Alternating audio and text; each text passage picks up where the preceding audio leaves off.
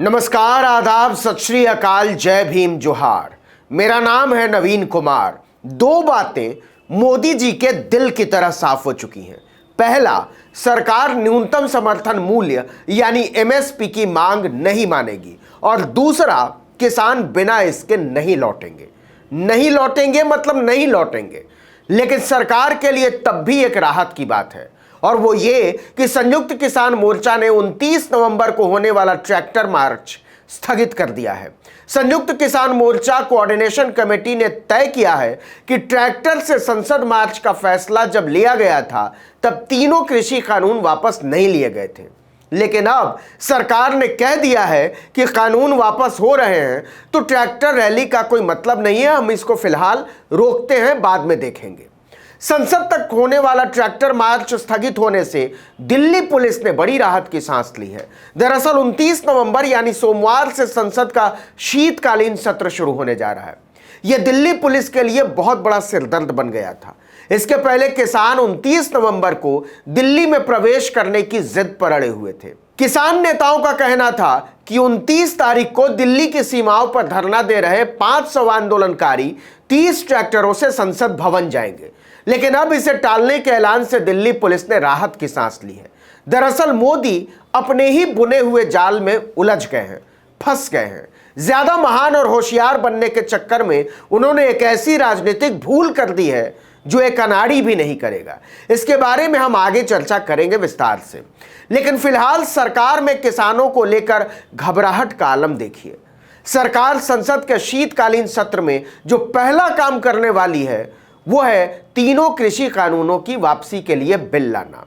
यह देखना दिलचस्प होगा कि संसद में कानून वापस लेने को लेकर जो बहस होगी उसमें मोदी के मंत्री क्या दलीलें देते हैं इसके पक्ष में। लेकिन यह तो तय है कि यह मोदी सरकार के घुटनों के बल बैठने की तरह होगा। तो क्या अब ट्रैक्टर रैली होगी ही नहीं? इसके लिए किसान नेता सरकार की ओर से 5 चीजों पर सरकार के जवाब का इंतजार करेंगे। पहला, तीनों खेती कानून वापस हो जाए। दूसरा, एमएसपी की गारंटी पर वो क्या कहती है और क्या करती है। तीसरा, शहीद किसानों के मुआवजे पर उसका क्या रुख होता है। चौथा, बिजली के दाम पर आने वाले बिल पर वो क्या करती है, क्या कहती है। और पांचवा, किसानों पर दर्ज हुए मुकदमे वापस लिए जाते हैं या नहीं। इन 5 बातों पर फैसला हुए बिना किसान दिल्ली से टलने वाला नहीं है। और यूपी में आ चुके हैं चुनाव।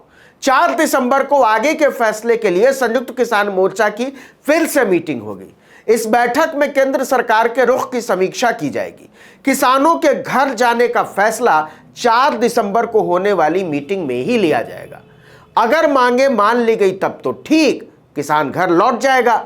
और अगर नहीं मानी गई तो मोर्चे के नेताओं ने अल्टीमेटम देते हुए कहा है कि अगर मांगे नहीं मानी गई तो आंदोलन जैसे चल रहा है वैसे ही चलता रहेगा। किसान नेता दर्शन पाल सिंह ने कहा कि मोर्चा देखना चाहता है केंद्र सरकार अपना किया गया वादा संसद में पूरा करती है या नहीं। संयुक्त किसान मोर्चा ने कहा कि प्रधानमंत्री नरेंद्र मोदी को राज्य सरकारों और रेलवे को विरोध के दौरान किसानों के खिलाफ दर्ज किए गए मामलों को वापस लेने का निर्देश देना चाहिए। लेकिन मसला केवल इतना ही नहीं है, मोदी को किसानों ने अच्छे से लपेट लिया है। भारतीय किसान यूनियन के नेता राजवीर सिंह जादौन ने कहा कि जब तक केंद्र सरकार एमएसपी प्रदर्शन के दौरान किसानों की मौत और लखीमपुर हिंसा के मामले में मोर्चा के साथ बातचीत नहीं करती है तब तक आंदोलन जारी रहेगा। सरकार ने अभी जो भी घोषणाएं की हैं उसमें संयुक्त किसान मोर्चा की खुशी शामिल नहीं है। मोर्चा संतुष्ट नहीं है।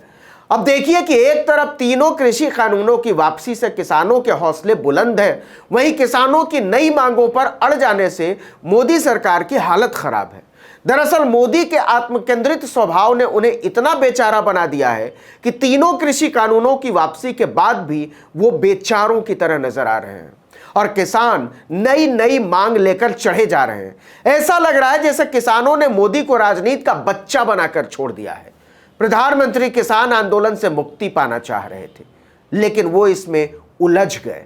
लगने लगा है जैसे किसानों की सारी मुश्किलों के लिए मोदी जिम्मेदार हैं। सवाल है कि यह स्थिति आई ही क्यों? तो इसका जवाब है अपने आप को सबसे बड़ा राजनेता समझने की मोदी की भूल।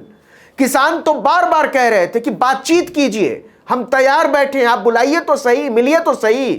वो कहते जरूर थे मोदी कि मैं सिर्फ एक फोन कॉल की दूरी पर हूं, लेकिन मोदी चालाक आदमी है। कहते जरूर रहे कि कभी भी फोन कर लीजिए, लेकिन कभी भी नंबर नहीं दिया। जनाबे आली एक ऐसे परकोटे से बात कर रहे थे जहां से सिर्फ उनकी आवाज बाहर आती है, बाहर की आवाज उन्हें नहीं सुनाई देती। सच क्या है? सच ये है कि मोदी को लगा कि ये किसान है, इनसे क्या बात करनी। 20 जनवरी के बाद सिलसिला ही तोड़ दिया। मोदी तो मोदी, कृषि मंत्री नरेंद्र तोमर तक ने कोई पहल नहीं की बातचीत को आगे बढ़ाने की। पहल तो नहीं की, किसानों को मंत्री लोग खुलेआम गालियां देते रहे। विदेश राज्य मंत्री मीनाक्षी लेखी तो किसानों को मवाली कह रही थी बीजेपी हेडक्वार्टर में बैठकर प्रेस कॉन्फ्रेंस में। दरअसल मोदी को लगा कि किसानों से बात करने से उनकी गढ़ी हुई लौह मूर्ति की छवि दरक जाएगी। दूसरी, उनके चौंकाने की आदत। याद कीजिए नोटबंदी, याद कीजिए देशबंदी, लॉकडाउन। उनकी अपनी सरकार को हवा नहीं होती थी, उनके अपने मंत्रियों को पता नहीं होता था कि वो क्या करने जा रहे हैं। चर्चा विमर्श संवाद में उनका न्यूनतम भरोसा है। किसानों के मामले में भी मोदी ने ऐसा ही किया। एक दिन टीवी पर आए और कह दिया कि कृषि कानूनों को वापस लेते हैं, हम देश से माफी मांगते हैं, हम समझा नहीं पाए उनको। अगर किसानों से बातचीत मोदी ने की होती तो वो उनके साथ शर्तें तय करने की स्थिति में होते। वो पहले से किसानों से ये वादा ले सकते थे कि तीनों कृषि कानूनों की वापसी के बाद हम लौट जाएंगे। मुआवजा भी तय कर सकते थे, बात कर सकते थे। अजय मिश्रा टेनी की बर्खास्तगी और लखीमपुर हत्याकांड की जांच का क्या होगा, ये सारी बातें एक साथ तय हो जाती कुछ घंटों में। सब कुछ कागजों पर होता। सोच कर देखिए, प्रधानमंत्री किसान नेताओं के साथ एक साझी प्रेस कॉन्फ्रेंस करते, मानी गई शर्तों के साथ सहमति पत्र पर किसान भी हस्ताक्षर करते, और फिर परिवहन मंत्री और रेल मंत्री ऐलान करते कि हम हर किसान को उनके घर भेजने के लिए सुविधा मुहैया करा रहे हैं। और शाम को प्रधानमंत्री किसान नेताओं को लोक कल्याण मार्ग के शानदार लॉन में दावत दे रहे होते। वो शाम क्या ही अच्छी शाम होती और कितना बढ़िया इसका पैगाम होता। लेकिन नहीं, दुनिया को चौंका देने की मोदी की लत ने उन्हें कहीं का नहीं छोड़ा। चुनाव सामने है और कृषि कानूनों को वापस लेने के बाद भी उनकी नींद बेतरह उड़ी हुई है और उत्साहित किसान नारे लगा रहे हैं, हर जोर जुल्म के टक्कर में संघर्ष हमारा नारा है। इस वीडियो में इतना ही, लेकिन अगर आपने आर्टिकल 19 को अब तक सब्सक्राइब नहीं किया तो कर दीजिए, बेल आइकॉन दबाइए, घंटी जैसी आकृति, लाइक कीजिए और कमेंट करके बताइए हमारा वीडियो आपको कैसा लगा और आने वाले दिनों में आप हमसे किन मुद्दों पर वीडियो की उम्मीद करते हैं। नमस्कार।